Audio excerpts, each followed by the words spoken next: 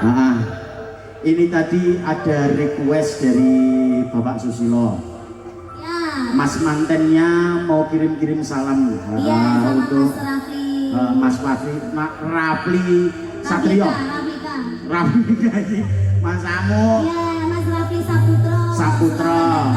Ya, matur sembah nuwun rawuhipun. Terima kasih. Ya, luar biasa. Temanten. Ya, amin amin ya robbal alamin. Amin. Semoga cepat diberi momongan. Amin. Semoga sehat selalu, panjang umurnya. Amin amin ya robbal alamin. Berbahagia selalu sampai akhir hayat, dunia maut yang memisahkan. Amin amin ya robbal alamin. Coba yoko pokoknya. Wong yen lagi gandrung ra peduli mledose gunung. Wong yen lagi naksir ra peduli yen perangan ukir. Nabian lagi boten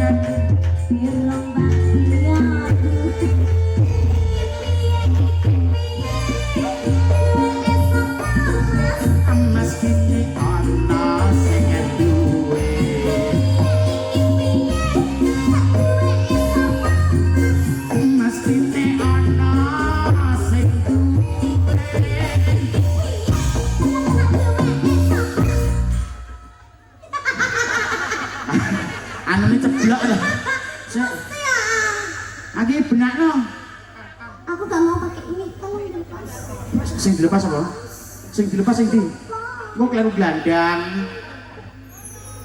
Ayo kita nyanyi ini ya. Yang mana? Ini permintaan dari Pak Ade. Siki mau toh? Iya. Ya. Lah, anak siapa? Anak siapa? Ya. Iki langgam sih ae. Terus dikit bajangan ini ya. Bajang ya. Iki bajang terus mari ngono sekop ya. Wong yen lagi gandrung ra peduli mledose gunung.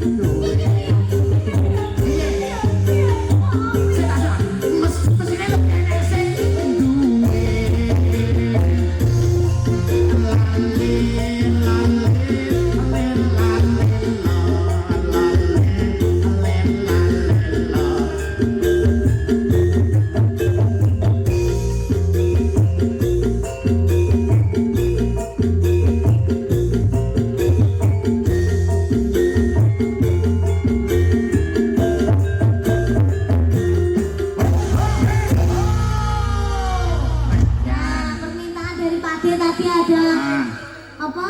iki mau ki lek Wes sapa? Wes sapa? Terus Tukang Sema. Sema, Sotia. Ah, Nangkani. luar biasa matur sembah.